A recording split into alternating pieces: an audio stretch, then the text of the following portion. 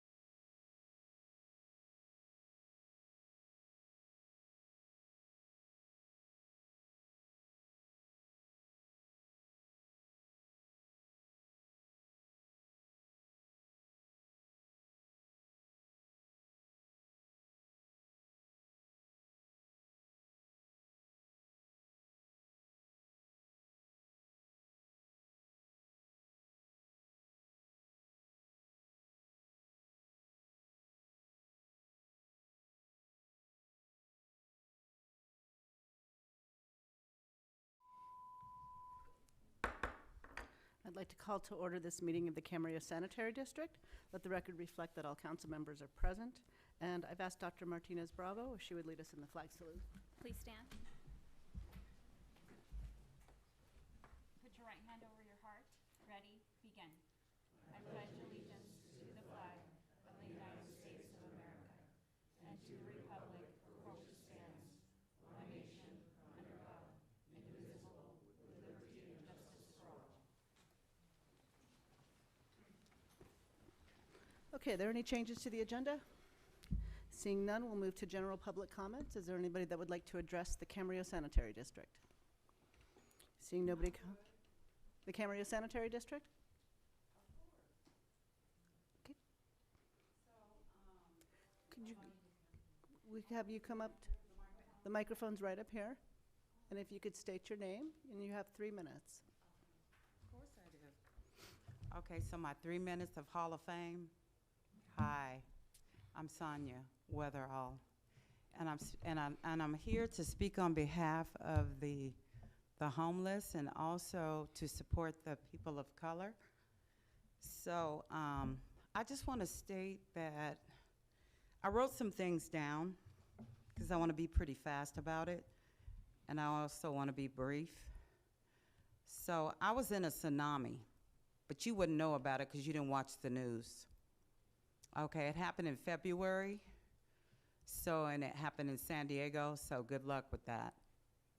So anyway, I'm 11 years here in Camarillo, and I supported this community wholeheartedly. I supported the students, is why you didn't get to know about me. The students did. Okay, so I might be a good reason why your kids got to go to bed at 8 o'clock at night on the other side of town. Okay? So 3 minutes tops, right? Clean housing. I'm down here and I want to get an apartment. I want to get a house. I was on a TV show, a cooking show. I made the top 10, but I was down here for the last week of the TV show, so I missed out and I didn't make it to New York because of that. But I did make it to the top 10 when I needed to make it to the top 6. So I'm here, and I'm ready to present this presentation and make it very clear to everyone how horrible it is, the conditions of the housing. 20-year-old carpet, that's what I see, and they want money for that. Then the other thing I want to bring forth is the application fees. I've had $45 application fees, $65 up to $100, and my credit card is maxed out. So that's all I have to say. Non-refundable application fee. Thank you for your comments. Is there anybody else that would like to address the Camarillo Sanitary District? Okay, seeing none, we'll move on to the consent calendar. Move approval. Have a motion and a second. Can we have a roll call vote, please? Director Kilby, Yes. Director Martinez Bravo, Yes. Director Tremblay, Yes. Secretary Tennyson, Yes. and Chair Santangelo. Yes. Thank you. That passes 5-0. We have no discussion items or public hearings, so unless there are any board or staff member comments, I will adjourn this meeting. We'll reconvene this meeting of the Camarillo City Council. Let the record reflect that all council members are present. Before we go to our presentations this evening, I'd like to take a moment. 23 years ago this morning, we all know what happened, and it was the unimaginable. And we all remember where we were that day. And I'm going to offer some thoughts later, but during council member comments. But would you please all join me? I'm going to stand in a moment of silence to honor our fellow Americans who died in the September 11, 2001 terrorist attacks on our country.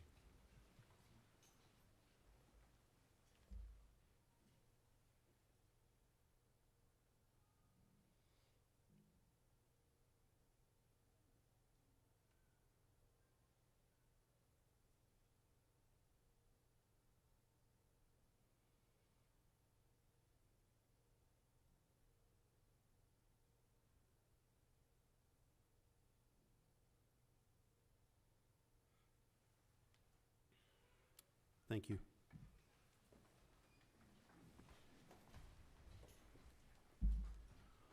On a much happier note, we have two presentations this evening. I think the first one is with respect to Coastal Cleanup Day. Mr. Klotzel, have you got that one?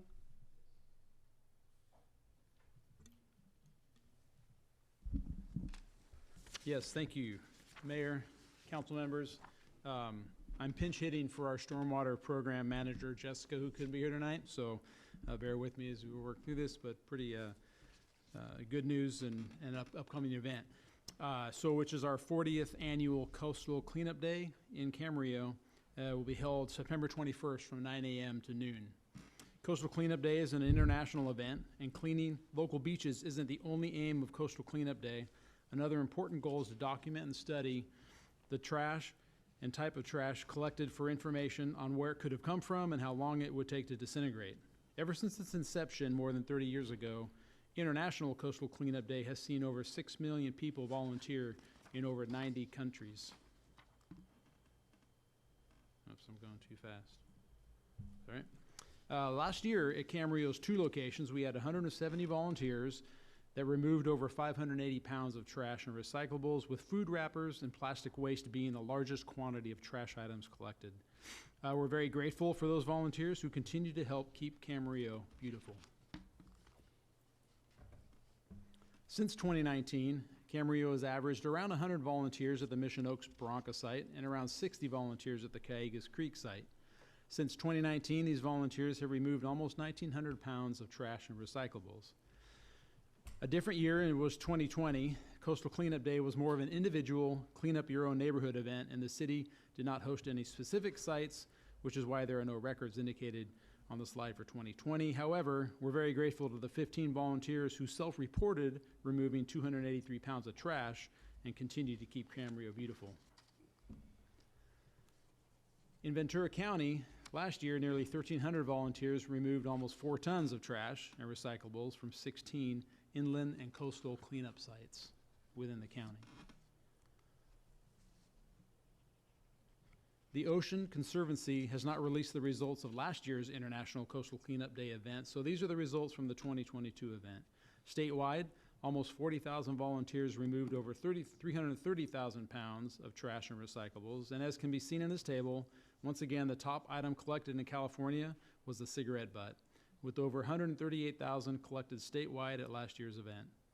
In the United States, over 151,000 volunteers worked together to collect and remove over 2 million pounds of trash and recyclables. And then on a global basis, over 469,000 volunteers removed over 8 million pounds of trash and recyclables in 2022. Camarillo will again be hosting 2 locations for this year's event. One cleanup site is in the Mission Oaks Bronco, which is located below Mission Oaks Park at Mission Oaks Boulevard and Oak Canyon. Volunteers should meet in the grass area next to the tennis courts, with the second location in Cayugas Creek, where volunteers should meet above the creek at the intersection of Creekside Road and Paseo del Campo. Since we're trying to make this a zero waste event again, we encourage volunteers to bring their own bags, gloves, and reusable water bottles, but we will also supply those items as needed, along with a data card to record statistics on what they remove from the waterway. This information is put into the Ocean Conservancy International Database. As it may be a warm day, we also encourage volunteers to apply protective sunscreen and wear appropriate attire, including no flip-flops, please. The terrain in Cayugas Creek is not suitable for strollers or small children, so we encourage volunteers with small children to come to the Mission Oaks Bronco site, which works well for those volunteers. Also, as a token of appreciation for their service, we will have a limited number of tote bags and stickers to give to the volunteers who come out to help clean up our waterways. One purpose of the annual event is to collect data on the trash that volunteers are removing, which is then compiled into a worldwide database by the Ocean Conservancy. Although we will provide data collection cards at the event, we encourage volunteers to download and use the Clean Swell data collection app in order to record their finds and be counted towards the volunteer and trash totals for Camarillo. Volunteers can check out their individual cleanup history, so anytime, anywhere, they can see the impact they have on making our creeks and oceans a cleaner and healthier ecosystem. More information on this app can be found on the Ocean Conservancy's website. So to wrap things up, a reminder that this year's event will be held on Saturday, September 21st from 9 a.m. to 12 noon, and more information is available online at vccoastcleanup.org or by calling city stormwater staff at 805-388-5391. Thank you. Thanks, Mr. Klotzel. Any council members have any questions for Mr. Klotzel? All right. Thank you very much. Our next item, and it's an honor to be able to make this presentation. Rachel, oh, there is a microphone. Okay, so I'm going to move to a microphone down here. It's an honor. As soon as the microphone is on, there we go. It's an honor for our entire city council to welcome the Camarillo chapter of the the AAUW, excuse me, the American Association of University Women. I stumbled over that. Sometimes I don't know why. Upon the occasion of their 60th anniversary. And for any of those who are watching on television, we did some pictures beforehand. But I thought it was really important for the public to know. I went directly to the AAUW website, and I just want to read the forward from the website and the homepage that says who we are. For more than 140 years, AAUW has been one of the nation's leading voices promoting education and equity for women and girls. Through its nationwide network, AAUW opens doors for women and girls and influences public debate on critical social issues such as education, civil rights, and workplace equity. AAUW sponsors community programs, publishes groundbreaking research on women and girls, is one of the world's largest sources of funding exclusively for graduate women, and fights sex discrimination in all levels of education. And I think that's a wonderfully encompassing paragraph on what AAUW does. And there may be some remarks in a few minutes. I may have missed something, but I think that pretty much encapsulates it. So what that paragraph didn't say is that AAUW has one of the largest scholarship programs for women, having awarded over $135 million in fellowships and grants to more than 13,000 scholars and organizations throughout the world. So, locally, we are so fortunate to have a Camarillo AAUW. The local Camarillo chapter is celebrating their 60th anniversary milestone, and that commemorates their commitment and their dedication to enriching lives throughout Ventura County and here in Camarillo. It's also notable that two of our colleagues, Councilmembers Santangelo and Martinez Bravo, are both members, as well as our Mayor Emeritus, Charlotte Craven, who was a longtime member of AAUW. So, on behalf of the entire City Council, I'd like to thank you. I'd like to thank you for your public service. I'd like to thank you for your contributions. I'd like to thank you for your advocacy. We are proud to have such an inspirational group in our community and with us tonight and to celebrate your 60th anniversary. We have a number of several executive board and committee members that I'd like to call up, and I hope I do okay with the names. If I don't, you're going to correct me. Kathy Trevino, please come up. Kathy Trevino, the president. Gloria Mealy, vice president of programs. Kay Ito, Vanessa Otto, Maria Tagliaferri, Colleen Robertson, Barbara Britt, Val Raines, who's a founding member. Supervisor Kathy Long, retired Supervisor Kathy Long, is unable to be with her tonight, but we all recognize her extraordinary contributions to our community. We also have Diana Dingler, Arlene Myro, and Gladys Ochango. And if I missed anybody, please let me know and bring them up. So, Jan DeMonsi. Jan DeMonsi and Sally Anderson. Okay, good. Thank you. Come on up. So, on behalf of our entire City Council, I'd like to present, I think this is going to go to Kathy, right? And Gloria? Okay, I'd like to present you with this proclamation from the mayor. I already covered most of the facts in this proclamation, but again, we are very grateful to you for your organization. We are very grateful to you for your advocacy. And would you all join me in a round of applause? And would you like to say a few words?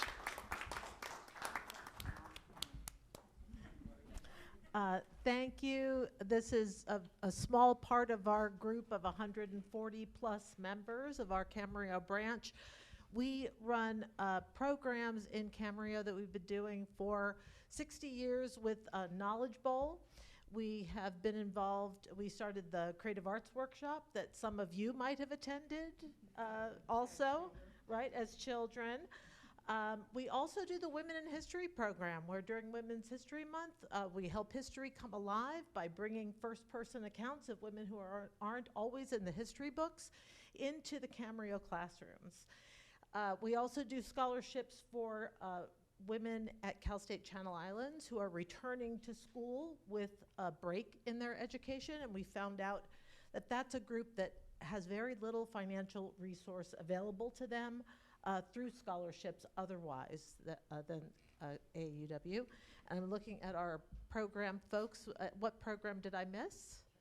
Tech Trek, where we send rising 8th grade girls to a week-long science camp at that time in their lives when they start getting discouraged and lose interest in science. And so many of them have these amazing stories. We have an alumni group now where these are young women who are pursuing careers in the sciences, and we couldn't be more proud to participate in all of that. So thank you for this recognition. We're happy to share the birthday with the city, and also delighted to have one of our founding mothers here, Val Raines, who probably many of you know in this community. So she and 27 other forward-thinking women started this organization 60 years ago and still going strong. So thank you.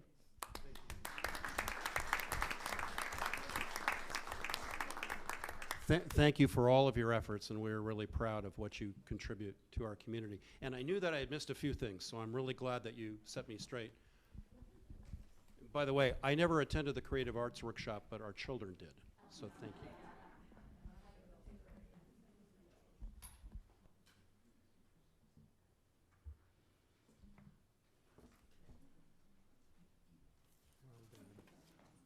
And we would love for you to stick around with our full agenda tonight, but we understand if you don't.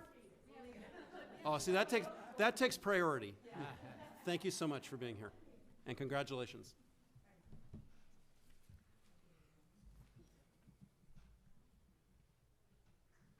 All right, we're going to move to council and staff comments and reports. First of all, are there any comments by council members? Who wants to start? Councilmember Martinez-Bravo. Sure. So for meetings attended, September 4th, I attended the Camarillo State of the City event. Huge shout out to staff and to the West Ventura County Business Alliance, and also to our mayor, who did a fantastic job. It was a great event for our community and our business partners as well. September 5th, I attended the Ventura Water Pure Program Update monthly meeting of APWA with Councilmember Tennyson, City Manager Greg Ramirez, and other staff were present as well. And Saturday, September 6th, I also attended the end of summer block party celebrating the 60th anniversary celebration of our city, and our council was there as well. September 9th, I attended a closed session meeting of the CSUCI Site Authority. And also September 9th, I attended the regular board meeting of the CSUCI Site Authority, which was at 6 p.m. This was a little difference that we have, or a change that we have added through the Site Authority to allow community members to, make it more accessible to join. Prior to that, all meetings were held in the morning, and it was actually a suggestion that I had put forth to enable and increase those relationships. So that's going well. And then September 10th, yesterday, I attended the grand reopening of 2088 restaurant. The owners are 2 residents of the city of Camarillo. It's a great location in Old Town Camarillo, and I'm very happy to have been there with some of my colleagues and to continue to support local businesses. And today, September 11th, this morning, I went on a walk with our former City of Camarillo Mayor David Smith. We went on a walk around the Calleguas Creek bike path, closer to the La Mariposa area. And we were looking at the bike path conditions, and I'm aware that this item is going to be brought up at our Transportation and Infrastructure Committee for an update.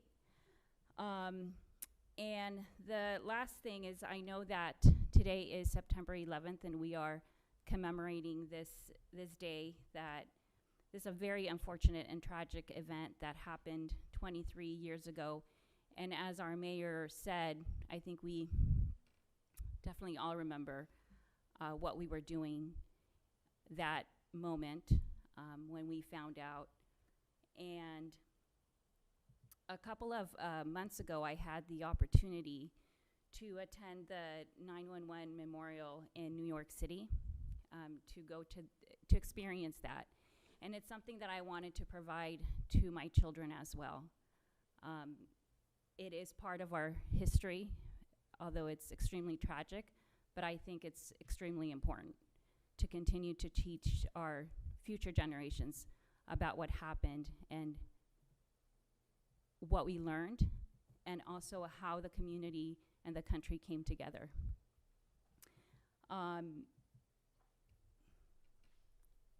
While it was a very solemn and sad experience going to New York and being there, it was also very beautiful at the same time, because we truly saw how the beauty of humanity shined through as people rose up and helped others. And that is such an important value that we all as Americans have. And it was during a time where I know that many of us flew our flags with pride as we really stood united as the United States of America.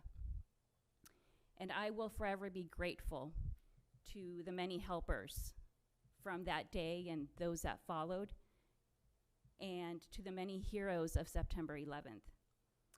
And with that, I will say, may God bless many of the fallen, all of the fallen, and many of their families as well. Thank you. Thank you. Councilmember Santangelo. All right, for meetings attended on September 4th, I was at the State of the City, and kudos to staff, and great job done by our mayor.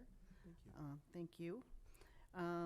On September 5th, I had a CPA Board of Directors meeting, and then later that day, a Ventura County Airport Authority meeting.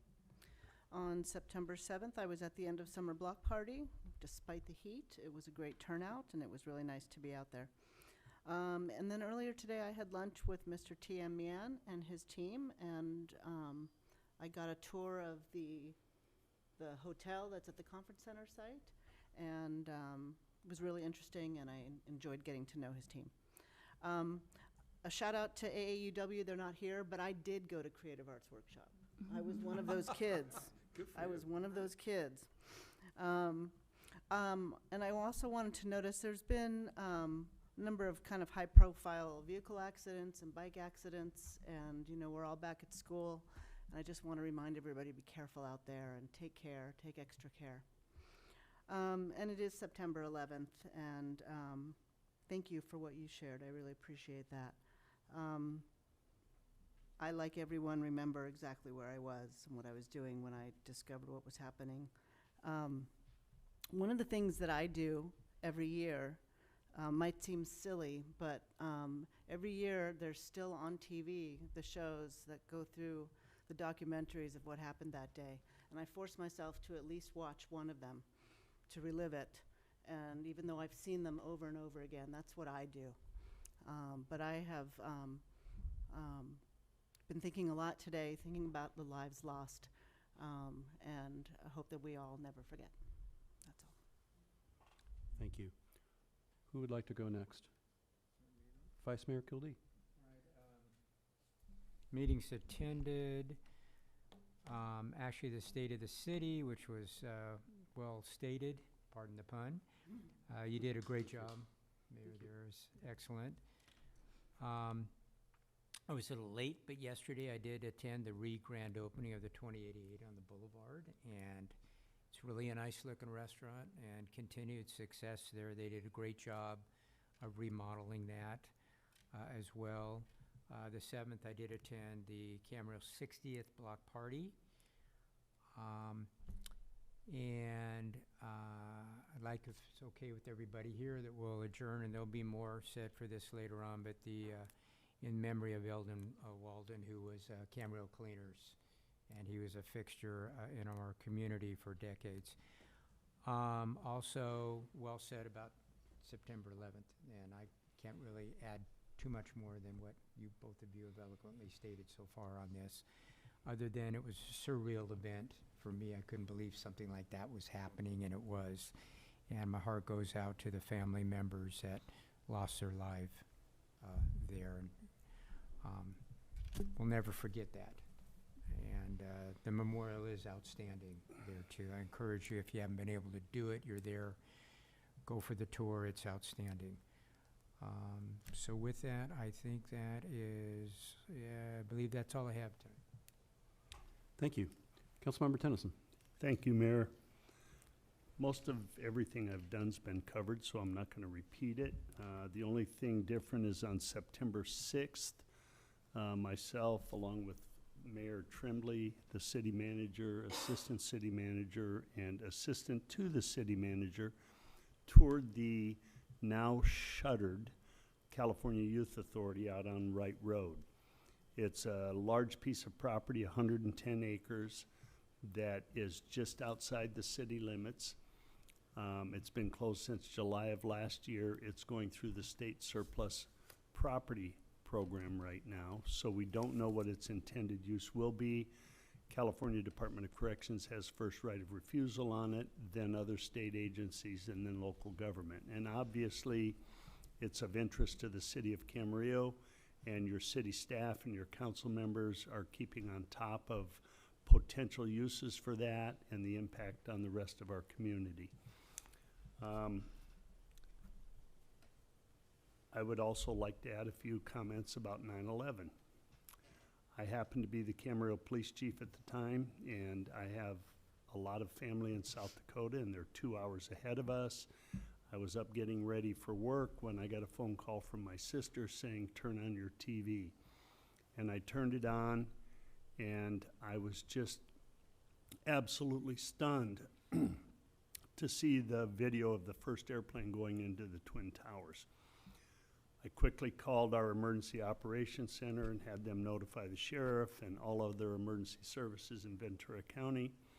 And the rest of the day, just like many of you, other than the fact that I had a job to do, we opened up our emergency operations center for the county of Ventura, and I watched the second Twin Tower hit, and I watched the Twin Towers collapse, and I followed it just like everybody in America probably did, and learned of the devastation, the innocent 3,500 Americans and foreign nationals that died, men, women, and children, and seeing the bodies jumping out of the Twin Towers was one of the most heartbreaking things I've ever seen in my life.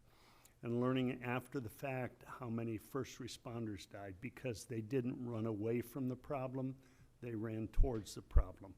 And it wasn't those that just died on that first day. It's all of the emergency workers, firefighters, law enforcement, EMS personnel, and volunteers that went in to try and clean up the mess. It's all of the families that were impacted by this, the immediate families. And it's all of the suffering that's happened since then.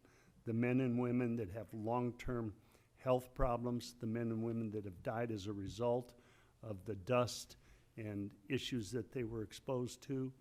And I started a routine while I was on the sheriff's department.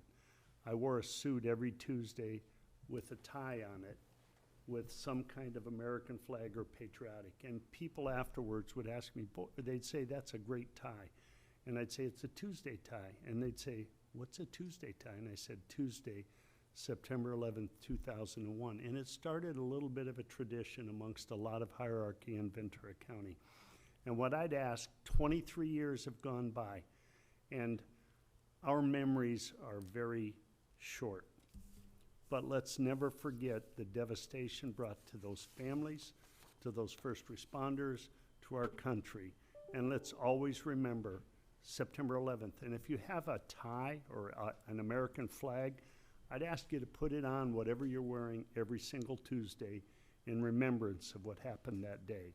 And along with Mayor Kildese, who's going to ask for adjournment in honor of a fellow citizen, I'm also asking for co-adjournment in honor of all of the victims, not the immediate, just the immediate victims, but all the long-term victims of 9/11. So thank you. Thank you, and we certainly will close or adjourn the meeting pursuant to both of your requests. I think my fellow council members have been very eloquent in what they've described. Let me just first get through the meetings that I've attended, and then I have a few brief remarks as well. On September 4th, the State of the City. On September 5th, Camarillo Airport Authority together with Councilmember Santangelo. On September 6th, the Ventura County Transportation Commission meeting and a tour together with Councilmember Tennyson and staff of the former CYA facility. On September 7th, the city's 60th anniversary celebration. And again, I want to give great kudos to our city staff, both with respect to the State of the City and with respect to the 60th anniversary celebration. They did a great job. They made it easy for us. And then finally today, I had lunch with President Yao at CSU Channel Islands. It's really difficult to talk about 9/11 in the face of such awful tragedy, and the heroism that was demonstrated that day by first responders in New York City, the passengers at United Flight 93, and many, many others was just astonishing, and it was uplifting. And this is a good, I'm glad that we spend time memorializing them. About 4 weeks after 9/11, my wife's aunt, who was a lifelong resident of Manhattan, became very ill. And we traveled to Manhattan to spend time with her. And she lived on the Upper East Side, but we also were down near Ground Zero. And the images that we saw are seared into me, including the removal of all of the steel beams from the World Trade Center, the parking garages that were right nearby where all the cars were still parked and the dust and debris were still all over the buildings and the cars. And what really was emotional was the firehouse 2 blocks away from my wife's aunt's home lost 8 firefighters, and there was a very large memorial to them with crowds, both there and at Ground Zero. So we still mourn, and we mourn the loss of our fellow Americans and others who perished that day. What happened seared our country to its core, but it also brought us together as Americans, and I'm going to follow up on what Councilmember Martinez-Bravo said. My hope is that even though our political climate today is so divisive, and it's very difficult to accomplish, but I'm hoping that we can regain that spirit in some sense. I think we do it here in many ways, and I think that's the best way to honor those that were lost. And there's a quote that President Obama made that resonates with me. It's a short quote, and I'd like to read it. And he said in 2011, "Even the smallest act of service, the simplest act of kindness, is a way to honor those we lost, and a way to reclaim that spirit of unity that followed 9/11. And I think that captures it. So we will never forget. I think we have some comments from staff. I think Commander Tennyson wants to address the council on something. Thank you, Mayor. Good evening, council. As you all know, we've had a few high-profile violent incidents that have happened in and around Camarillo in the last 2 weeks. And the city manager has asked that I provide you with a brief update on those incidents. I just will tell you in advance that I will be careful what I brief on because both investigations, although arrests have been made in both of them, they're still active investigations, so I have to be careful about what I release publicly. So I will start with, as you all know, on Thursday, August 29th, just about 2 weeks ago, the Sheriff's Office received a call of a subject who was stabbed in the unincorporated area south of town at Rice and Channel Islands. Our deputies arrived on scene with Oxnard Fire Department and discovered a man who had been stabbed, and he was, a female subject was rendering first aid to this man. We learned from the female subject on scene that a person she was riding in the car with stabbed the driver of the car who she was rendering first aid to. After the stabbing occurred, the subject jumped in the driver's seat and fled.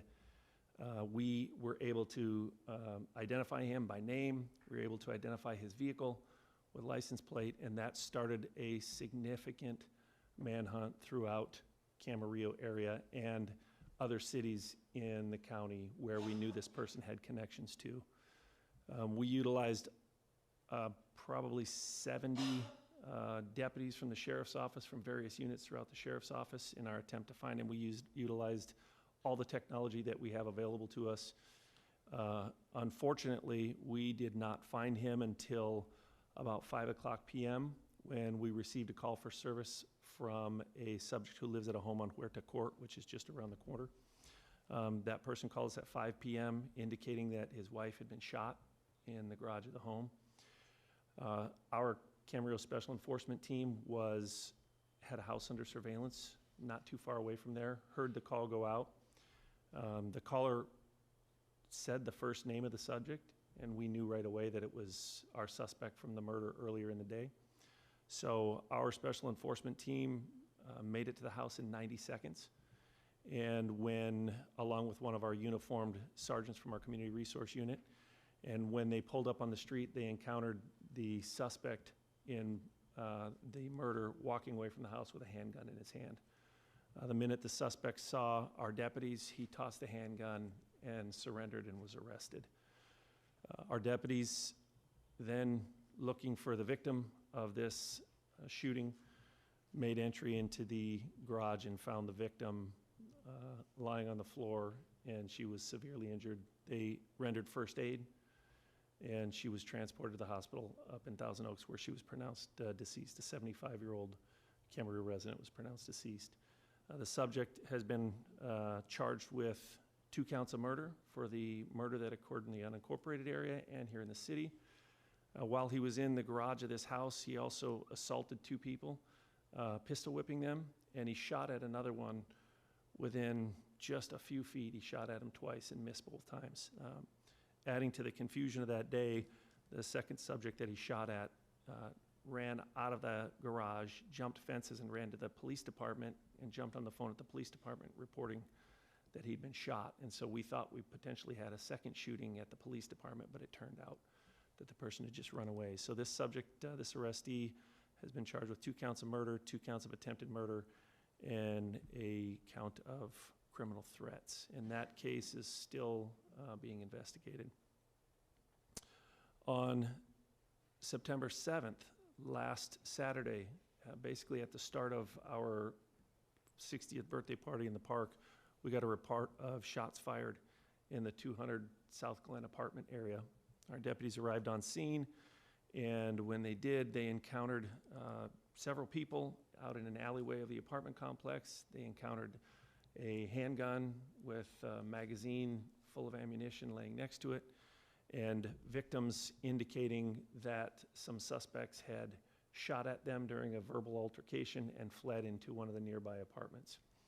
Our deputies, I responded out from Constitution Park with a number of our deputies, and we were able to surround the apartment where the subject fled and ultimately determined that the person that fled was a uninvolved witness, but was related to the suspect who fired the handgun out there. We started checking local hospitals, looking for a victim, because what we believed from interviewing witnesses was that the suspect shot himself. And indeed, we found the subject at the St. John's Hospital in Oxnard, suffering a gunshot wound to the lower extremities. That was the only injury caused during this altercation. And the subject was admitted to the hospital for some surgeries, and just yesterday afternoon, upon his release, we were waiting there and arrested him for an account of attempted murder. We're waiting to see what the DA files on that, but he has been arrested for attempted murder and some other ancillary charges like unlawful transfer of a firearm. So these two incidents were not related. It is unusual for us to have violent crime in Camarillo. Our violent crime rate is incredibly low. It's more unusual for us to have gun violence occur in Camarillo. That just doesn't happen here often. And so I think it's important for everybody to know these are not related. We are not seeing a trend. This is not an instance of, you know, increasing gang activity or anything like that. So these are two completely separate and somewhat random incidents that occurred. We also had another notable tragic event that happened last Friday, the 6th, when we had a fatal traffic collision at the intersection of Adolfo Road and Santa Rosa Road. In this instance, a 39-year-old female who was riding an electric bike was struck and killed by another motorist. And that traffic accident is still under investigation. We put out, you know, some social media posts. The intersection was closed down for several hours on Friday afternoon so we could conduct a proper and thorough investigation. Along those lines of traffic accidents, I know there was an article in the newspaper yesterday about e-bikes and the increases in e-bikes. I can tell you that in 2023, we had 13 accidents involving bicycles. I don't yet know how many of those were e-bikes. This year, we've had 22 accidents involving bicycles, and 6 of those have involved e-bikes.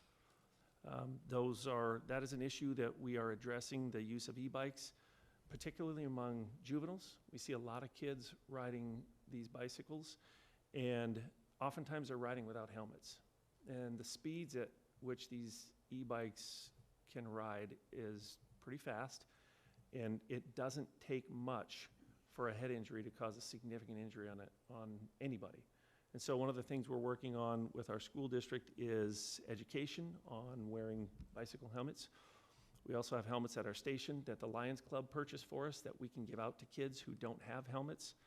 And then we are in the process of working on a public service announcement with a family who was involved in an e-bike accident here in Camarillo recently, who wants to be a part of educating the public on that. So we'll be working on that as a means to get the word out. And we hope that the education component works, because if it doesn't, we'll be following up with enforcement. And that's always a last resort for us, but we've got to change behaviors, particularly among our youth here, in terms of wearing helmets when they're riding bicycles, scooters, electric bikes, and that sort of thing. So those are the 3 incidents we wanted to provide an update, and I can answer questions if you all have them. I'll just be limited on what I can say on those investigations.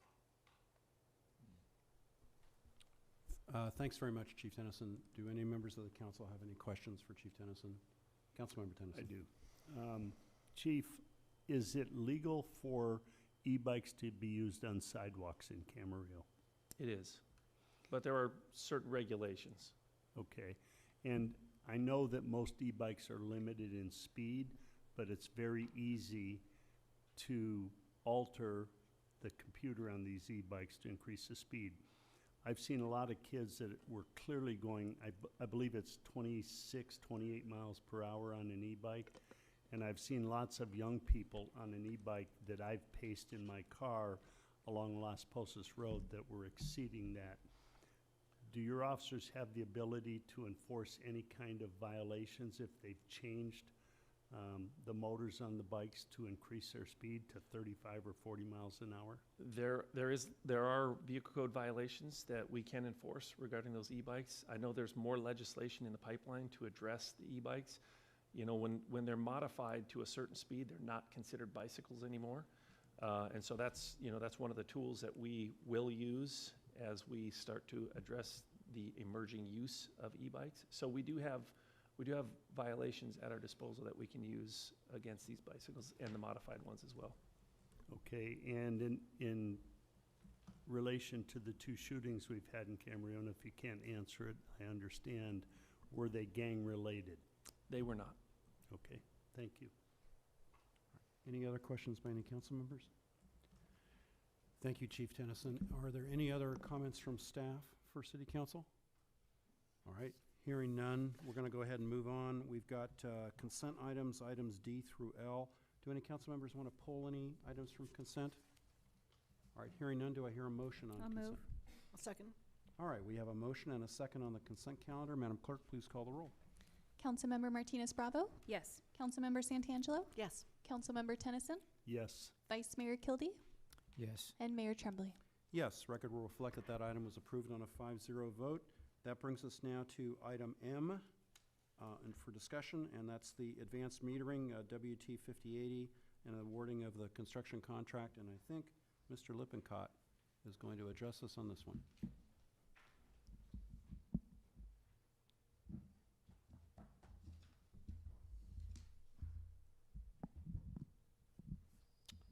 All right. Good afternoon, Council. And my name is Ryan Lippincott. I'm a principal engineer in the Public Works Division.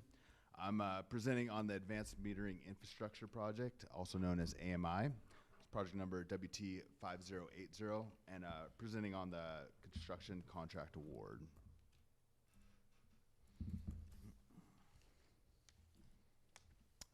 As you may recall, this project was last brought to council earlier this year on April 24th, prior to bidding this project.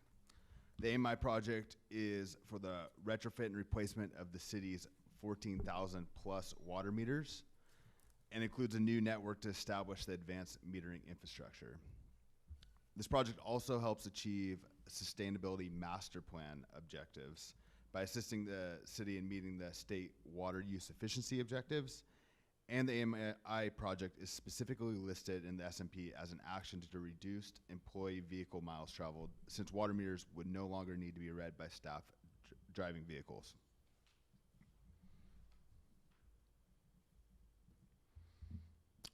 So for the bidding, bids were opened on July 25th. We received 2 bids from vendors that we selected in the pilot program.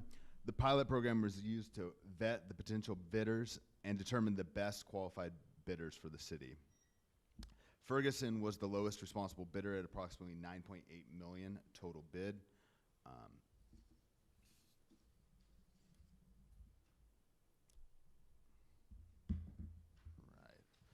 Then moving on to next steps. So this is a tentative project timeline which will be refined during construction after we receive a schedule from the contractor. If council decides to award this project, we'll award this project at this meeting and move forward with executing the construction contract. We anticipate the notice to proceed for the base bid will be around the October timeframe. The base bid will include the network, meter retrofits, and the integration of the meter data management system.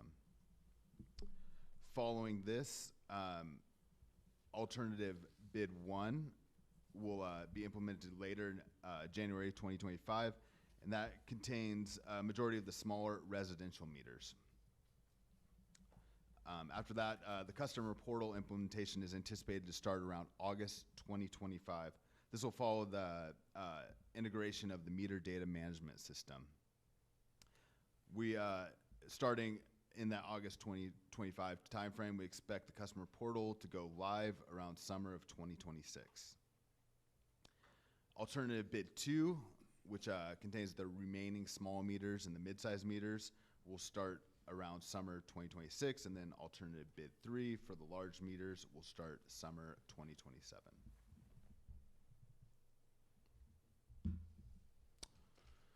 With that, staff recommendations are to authorize the city manager to execute a public works contract with Ferguson, authorize the city manager to execute future change orders with Ferguson, authorize the city manager to execute a professional service agreement with Philippine for inspection, authorize the city manager to execute a professional service agreement with MeterSys for program management and technical assistance.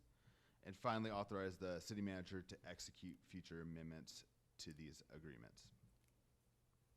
And that concludes this presentation.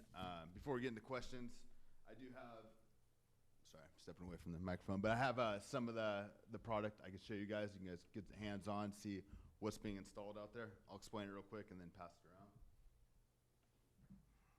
So this would be a typical residential water meter, 3/4 inch meter. This is the transmitter on the side right here. And then the display is under this flip-up cap. This is a typical water meter box lid that would be installed. It's a composite lid as compared to the older concrete lids, so it's a lot lighter and a lot safer for our crews out there, so they can get it off. This is the antenna right here. So when you outside your house, you'll see this antenna and this lid. This will plug in right here to the meter, and that'll transmit it out to the network.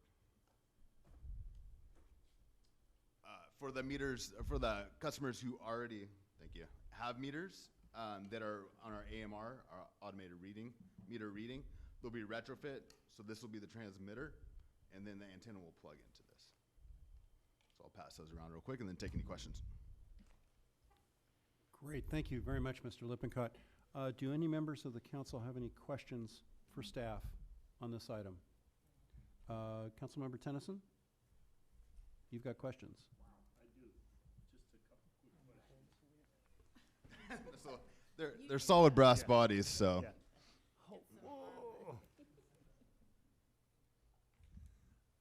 With these composite lids that are going to go on the top of the water meters, I know I have a yard that has a lot of bark and things on it, and I'm constantly having to remove it. Will that impair the ability for this to be transmitted to the city's portal? No, it won't. Actually, the radios can actually be read through the lids, but they read a lot better when the antenna is on top of it. So But yeah, if- the bark should not affect it. But if the lid is covered with It- debris or anything like that, that's not going to impede its transmission? It will not. Okay. No. And I'm kind of old, and when I was in high school and several times since then, I've read a book called 1984 by George Orwell, and everybody worries about Big Brother. The primary purpose for this is the resident, the customer's ability to monitor their own water usage, and secondarily, for the city to see leaks and things like that, right? It's not to go out and say, hey, you're using too much water, you need to stop, or anything like that. That's correct. Yeah, it's a tool for the consumer. It's not intended at all at this time to be an enforcement tool at all for water usage. Thank you. Do you need to see this? Any other questions for Mr. Lippincott? I have a question. You have a question? Vice Mayor Kildee. Thank you. Yeah, thanks for the report. So this is going to be over a 3 or 4 year period, how we roll this out. And do we have a project timeline as far as where we're going to start with this? Do we know where in the city we can expect this to be, started, and, at what time and whatnot? Because I know that, as I read it here, about $3 million, I think, in 24, 25. But where's it going to start? Have we got a call to action here on that? We have some sense of the base bid. So those are the network sites. Those will primarily be located at city infrastructure sites, like tanks and other infrastructure we have. So we'll build those out. And then we'll do the meter retrofits. So those are existing meters. I believe a lot of those are in the Spanish Hills or newer developed areas. And then after that, we'll work with the contractor to develop a schedule on which meters will be replaced and where. And we're going to try to do outreach, letting people know we're coming to their neighborhoods, letting people know what our contractors, they're going to wear things that signify them that they're a contractor working for the city on the AMI project. So you're not alarmed to see them in front of your house. So we'll have a robust public outreach to let them know when, where, and how this is going to be rolled out then. Correct. Okay. That's all I have. Okay, any other questions from council members? Before I bring it back for comments on action, Are there any members of the public who wish to comment on this item? All right, hearing none, let's bring it back to council. What's the pleasure of the council? I'm actually very excited about this project. I think it definitely adds to the sustainability of our city as a whole. And we are a forward-thinking city, and I think this is definitely in line with that. I think it's going to help with staff time now that everything is electronic and staff doesn't have to drive from place to place if there is necessarily an issue that, you know, would alert us there. And to have the capacity also for the customers, for us to look at that. I imagine it's going to be through like an app or a portal, correct? Correct, yes. Okay, I think that's also an added bonus. So with that, I'm very comfortable with the project, and I'm very excited to move it forward. Councilmember Santangelo. For all the reasons that Dr. Martinez Bravo mentioned, in addition to all of the data that we're going to be able to collect. I appreciate data, and so I think this project is really great for that as well. Thank you. Vice Mayor Kildee. Question too, if I might add. Will there be an app with this too, so residents will know exactly how to follow their water usage on this? So when the customer portal is launched, there'll be a mobile version of it that they can use to access the portal. Correct, yeah. Okay. Yes, I just want to ditto what's been said here as well. Councilmember Tennyson? No, nothing. Yeah, I made a few remarks about sustainability during State of the City, so I'm just going to say ditto today to what the council members have already said. This is exactly consistent with that.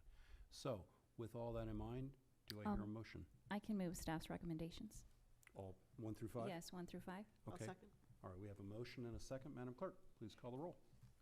Councilmember Martinez Bravo, Yes. Councilmember Santangelo, Yes. Councilmember Tennyson, Yes. Vice Mayor Kildee, Yes. and Mayor Tremblay. Yes. All right. Record will reflect that that item was adopted on a 5-0 vote. It's 3 minutes to 6. We have public comments for items not on the agenda at 6 o'clock. I'm wondering, let me inquire, City Manager, how long do we think item N will be?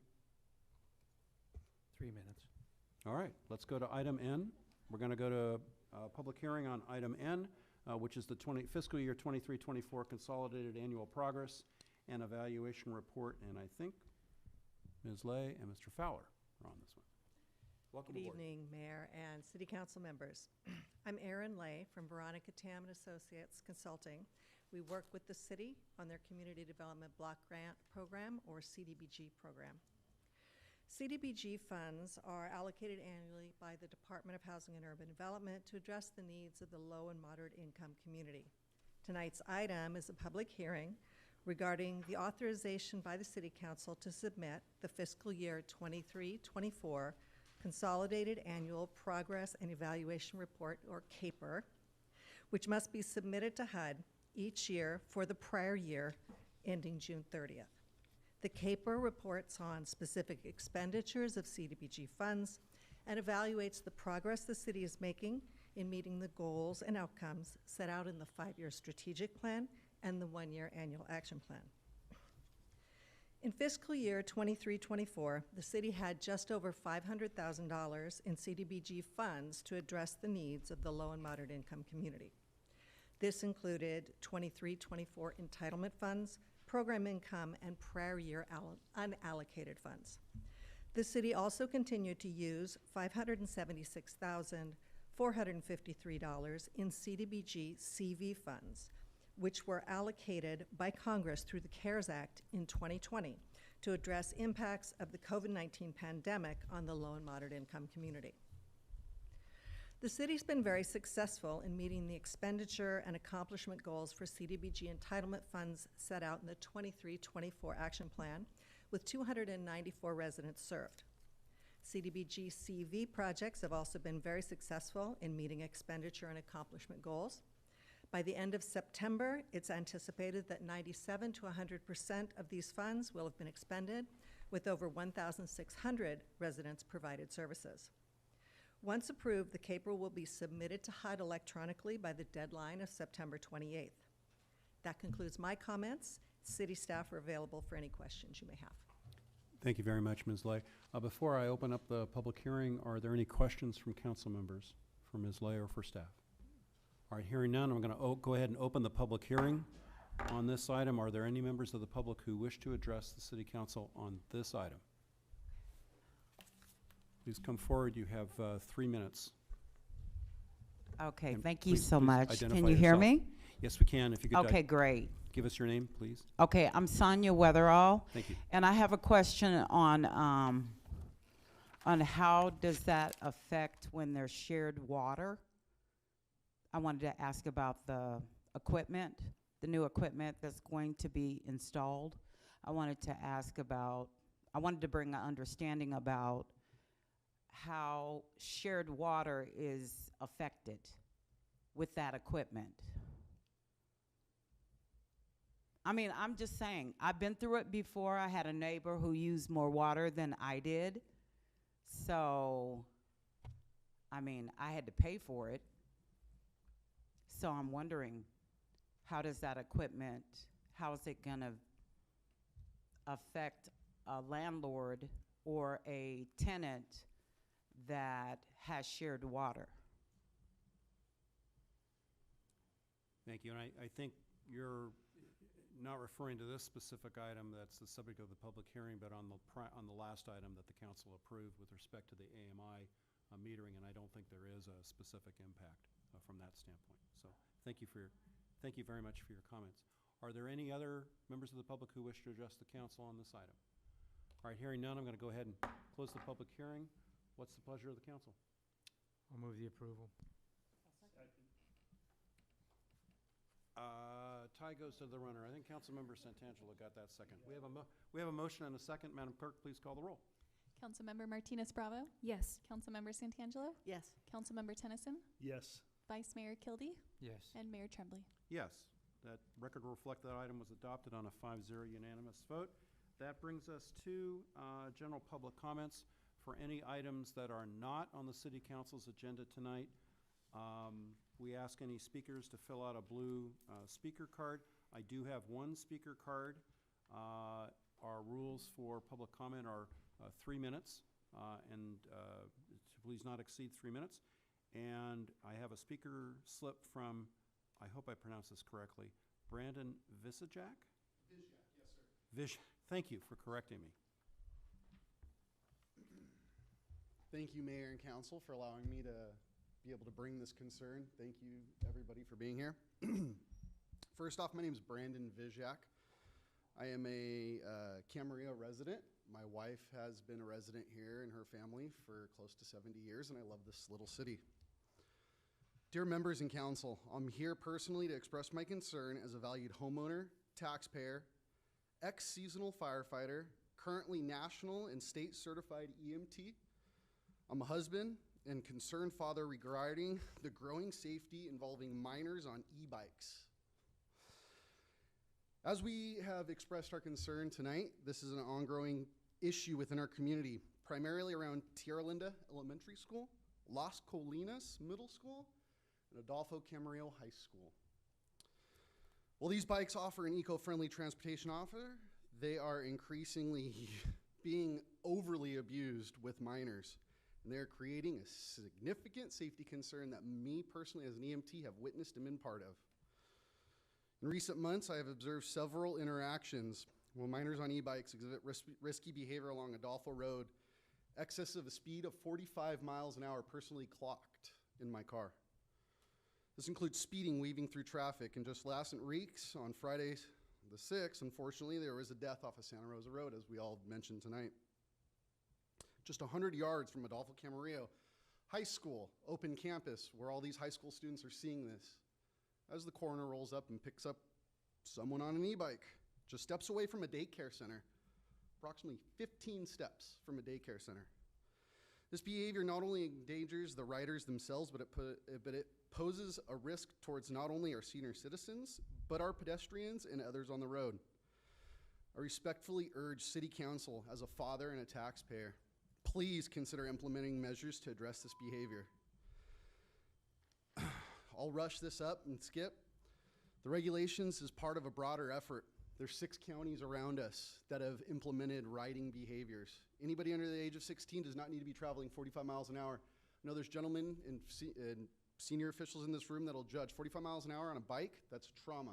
You're going to Los Robles. That's where you're going. I please ask you guys and women, just please, please, please, from me to you, look into this effort. Look when you're driving to work in the morning, what these kids are doing on these bikes, okay? They're riding 2, 3 on a bike, going 40, 55 miles an hour. It's insane. I've been cut off twice with my 5-year-old in the car going to school. I don't want one of these kids to be a hood ornament on my car. I see it as an EMT, and I don't want to see it in my personal life. I'm taking time out of my own personal day to be here and address you guys. Thank you, and respectively, thank you for being here on September 11th. Thank you guys so much. Thank you very much for your comments, sir. Yes, sir.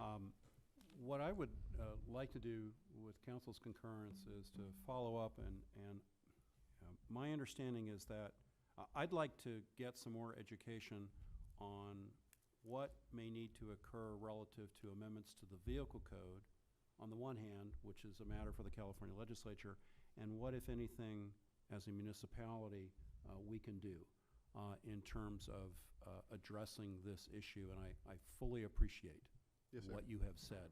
So I would, with concurrence of council, at least one other member, I'd like to have a staff report back to us on what, if anything, we as a general law city can do, and then what has been going on this issue relative to the state legislature. Do I have that? I support you, Mayor. So under our council policy, we'll refer that to staff, ask for a report back on that. And are there any other Councilmember Martinez Bravo? Thank you, Mayor. My thoughts were along the same lines even when Chief Tennyson was discussing this, and I know e-bikes have been an issue for some time that have been brought to my attention. As part of that report, and I'm not sure if we would need to go to a public safety committee or if we could just bring it directly back to the full council, but I really would appreciate maybe a summary of the current legislation that's out. I don't think I'm very educated on that portion of it.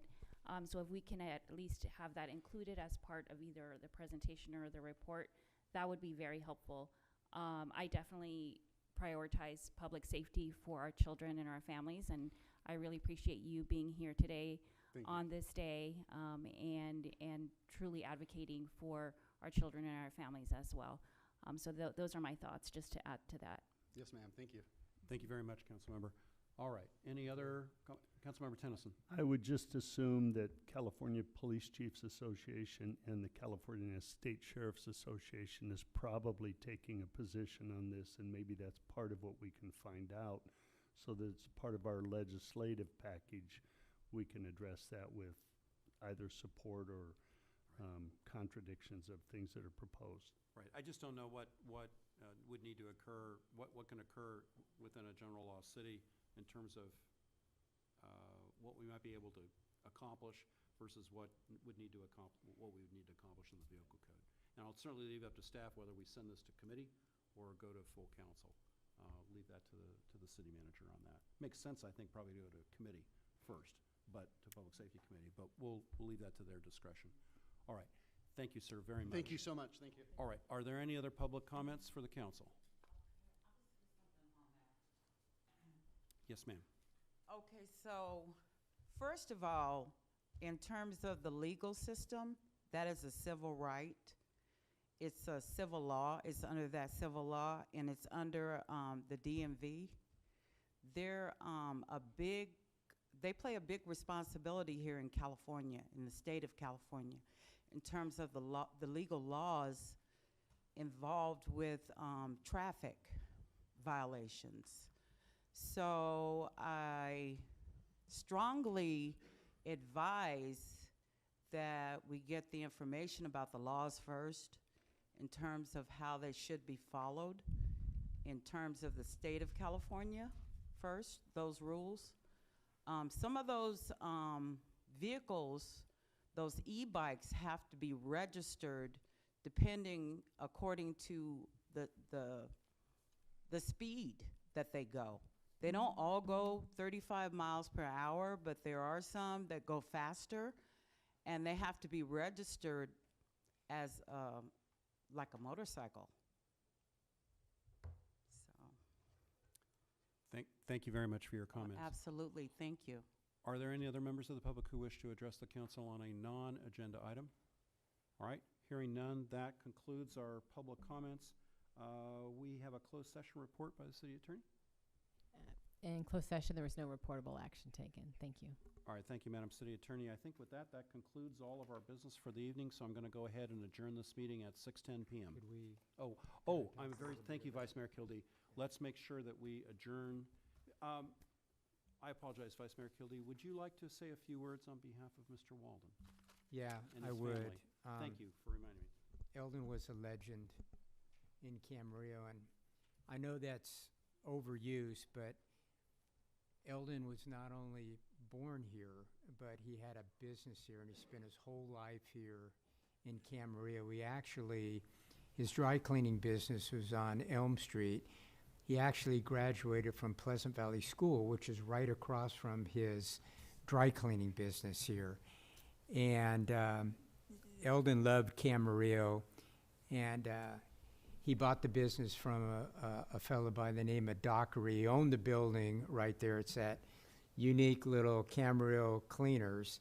And when that whole area was going to be redeveloped, he was really, really concerned that they were going to take away his beloved dry cleaning business. And I don't know if anybody else had been in there, but Eldon had probably a cash register that literally goes down to the 1920s with the crank on it. And you would go in there, and he'd either take a check or he'd take cash. He didn't take credit cards here. And I would ask him, how much is it? He said, well, how much do you have? And I said, well, I've got in my wallet, I've got $8. It's going to be $8. It, depending upon how much money you had in your wallet is what he charged you for his dry cleaning here.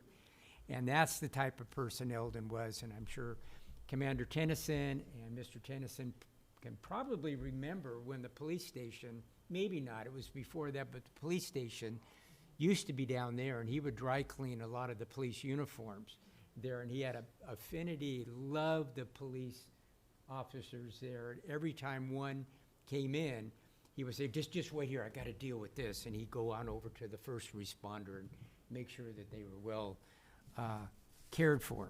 And Eldon had wonderful stories, and he had pictures. And this is a true story.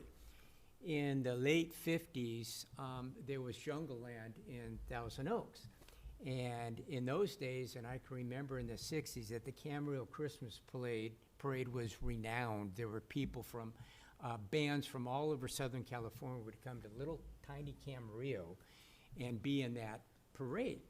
And somebody got the wise idea that they were going to go over to Jungle Land, and we were going to get Moses the camel there and put Moses the camel. This is a true story. Moses the camel in that parade from Jungle Land. And Eldon has a big picture with the individual is dressed all in the garb here, like back in Morocco with Moses the camel. Well, what happened during the parade is in back of Moses the camel parading up Ventura Boulevard, in the back of they had caballeros there. And one of them was on his horse doing his lasso, and another one had a cap gun on his side. So he was doing his lasso there, and he pulled out his cap gun, and bang, and Moses the camel took off. And he took off all the way down Ventura Boulevard, and then Militon Ortiz was on one of the Camarillo horses there. And Militon was a great roper, and he was chasing Moses the camel. Moses the camel made a left, a true story, on Arneal Road, and then he made the next left there, and Militon was chasing him with this lasso, and he lassoed Moses the camel. True story in Camarillo here. And Eldon took great pride in telling that story because he vividly remembered that. And he was one of the only dry cleaners I knew that made house calls. He had this old kind of van, and I'll never forget, it was kind of the color of our chairs here, kind of a burnt orange. And he would actually make deliveries to pick up your laundry at your house and deliver it. Who does that? Eldon started off as being a milkman, those of us that can remember milkmen back in the day, and he was employed by Chase Brothers Dairy, and then he was in the dry cleaning business for the rest of his life. And I remember, he was kind of talking to me, he said, hey, you're gonna redevelop this. Geez, they want to tear down my building here. And he said, I'm kind of getting older, but I still want to work. I don't want to, give up being a dry cleaner. What am I going to do? He spent countless hours on this little chair there, and every time you came in, he'd always want to converse. I don't think Eldon was interested in making money. I think it was more there serving, the residents of Camarillo. He says, what am I going to do? And I said, well, and I said, it hasn't been completely decided yet what's going to happen. Well, decided not to tear his, for various reasons, his building down, and he was so happy. And I don't think I saw Eldon there up to probably a month or two before he passed away. He never actually retired because that became a love affair and a home away from home from Eldon. He was an outstanding storyteller, and he's part of the fabric of our community down in Old Town. He knew more about Old Town than just about anybody, and there wasn't much that went on down at that area of town that Eldon Walden didn't know about. So it's a huge loss, but it's 86 glorious years of Eldon, and I'm never going to forget him. He was so kind to so many people. He didn't really look like a dry cleaner, but he loved his job. He absolutely loved it. And I'm going to miss him. I'm going to miss going in there. And you couldn't go in there and just pick up your dry cleaning. You went in there and you had to have a conversation with Eldon because that's the type of person he is. So I appreciate the council members listening to this, and the mayor and the staff for allowing me and the rest of my council members to adjourn in his memory. And Eldon will never be forgotten in my mind. And he was just so kind to everybody for whatever reason that you had. People go in there with all kinds of issues, and they talk to Eldon, and they may forget their pants when they left, but they left with a smile on their face. So I'd like to adjourn in the memory of Eldon here, and one of Camarillo's finest. Thank you, Vice Mayor Kildee, and thank you for interjecting so I didn't bang the gavel too quickly. We will certainly adjourn in Mr. Walden's memory and in the memory of those who were impacted by 9/11. Never forget. And with that, we will go ahead and adjourn this meeting at 6:18 p.m. Thank you.